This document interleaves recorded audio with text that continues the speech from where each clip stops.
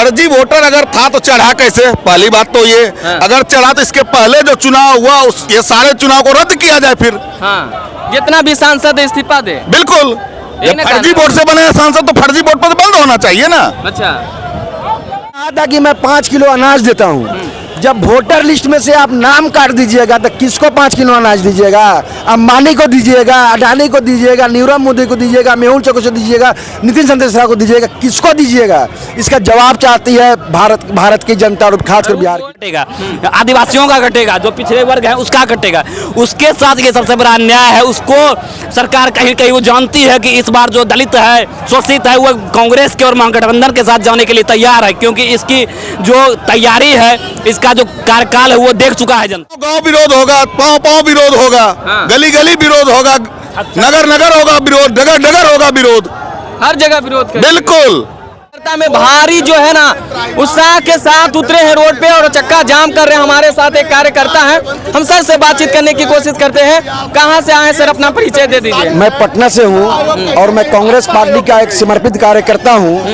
आज जनता के द्वारा जो बंद बुलाया गया है उसमें भारत के महाजननायक, न्याय योद्धा, संविधान रक्षक नेता प्रतिपक्ष श्री राहुल गांधी जी और बिहार के हमारे अलायंस के प्रतिपक्ष नेता श्री तेजस्वी यादव जी के नेतृत्व में आज बिहार बंद का आयोजन किया गया है। इसका मुख्य कारण है वोटर लिस्ट से दलितों का, पिछड़ों का, शोषितों का, अल्पसंख्यकों का, मतलब हर तबके के लोगों का नाम काटने का जो दुस्साहस केंद्र सरकार के द्वारा हो रहा है, उसके विरोध में आज हम लोग रोड पर उतरे हुए हैं। इसका एक रीजन जान लीजिए आप।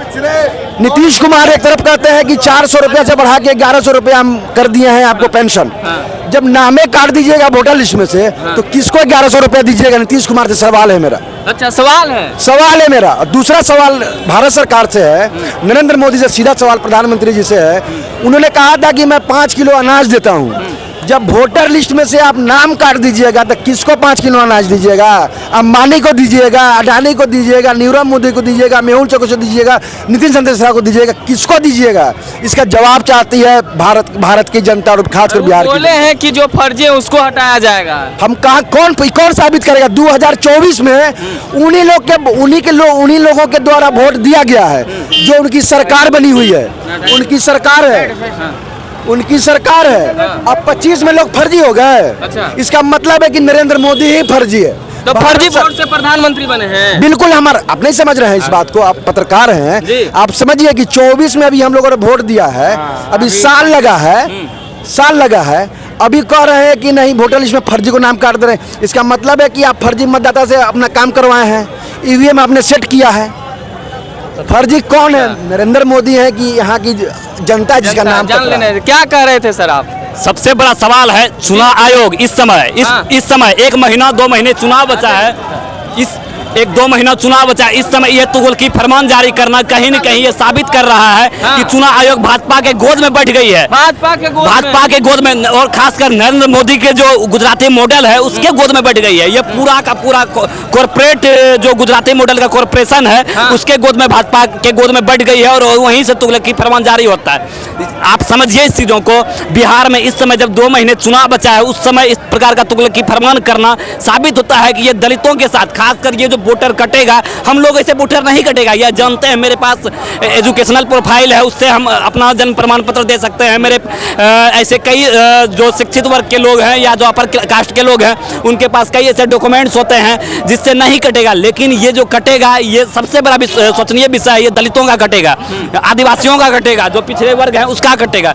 उसके साथ ये सबसे बड़ा अन्याय है। उसको सरकार कहीं कहीं वो जानती है कि इस बार जो दलित है, शोषित है, वो कांग्रेस के और महागठबंधन के साथ जाने के लिए तैयार है, क्योंकि इसकी जो तैयारी है, इसका जो कार्यकाल है वो देख चुका है जनता। इसलिए वो काटने के लिए लोग पूरी, क्या लग रहा है, बेचैनी है भाजपा में? भाजपा में ही नहीं बेचैनी है, पूरी की पूरी जो भाजपा के गोद में कुछ अधिकारी बैठ गए हैं चुनाव आयोग के संरक्षण में, उसके अंदर खलबलाहट है। वो जान रही है अगर भाजपा की सत्ता चली गई तो हम लोगों का ये हश्र होगा। जो ये लोग गलत कर रहे हैं भारतीय संविधान के साथ, ये लोगों को छोड़ा नहीं जाएगा। आज आपके चैनल के माध्यम से चुनाव आयोग को भी ये एक संकेत देंगे, जो आप लोग गलत कर रहे हैं, संवैधानिक ढांचे के साथ जो गलत कर रहे हैं, बाबा भीमराव अंबेडकर के संविधान के ढांचे के साथ जो छेड़छाड़ कर रहे हैं, आपको भी छोड़ा नहीं जाएगा अगर सत्ता आई तो। चलिए, ठीक है।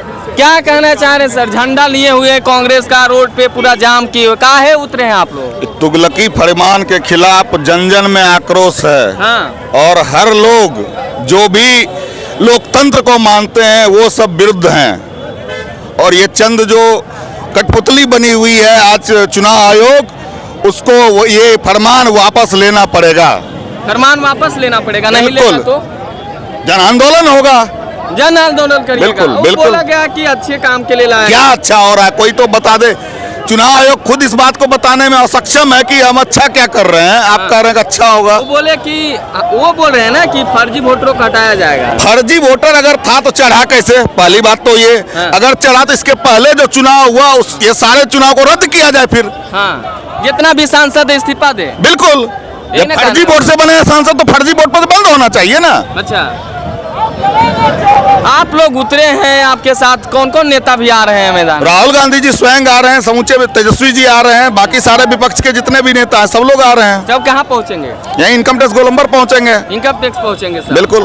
अच्छा, और क्या तैयारी यदि नहीं मानती है आप लोगों की बातों को? गांव गांव विरोध होगा, पांव पांव विरोध होगा, हाँ। गली गली विरोध होगा, नगर नगर होगा विरोध, डगर डगर होगा विरोध। हर जगह विरोध करेंगे? बिल्कुल। पूरा चक्का जाम कर दीजिए। तैयारी पूरी है और हर जगह लोग स्वतः निकल के आ रहे हैं। भाजपा वाला तो आप पे कटाक्ष कर रहे हैं जदयू वाले। भाजपा वाले का काम क्या है और करते क्या है वो? उनसे तो कुछ काम होना नहीं है, कटाक्ष ही कर सकते हैं। नहीं होना है। नहीं। युवा आज देखिए ना, गरीबी, महंगाई, बेरोजगारी का हाल क्या है आप समझ सकते हैं। उसी से देख लीजिए, इनका करना कुछ है नहीं, इनको तो ढिंडोरा पीटना है बस, और कुछ नहीं है। प्रचार मंत्री हैं ये लोग। प्रचार मंत्री हैं? बिल्कुल। काम नहीं है क्या काम दिख रहा है बताइए? आप किसी मोहल्ले में चले जाइए, अगर किसी को रोजगार दिया हो तो बता दीजिए हमको।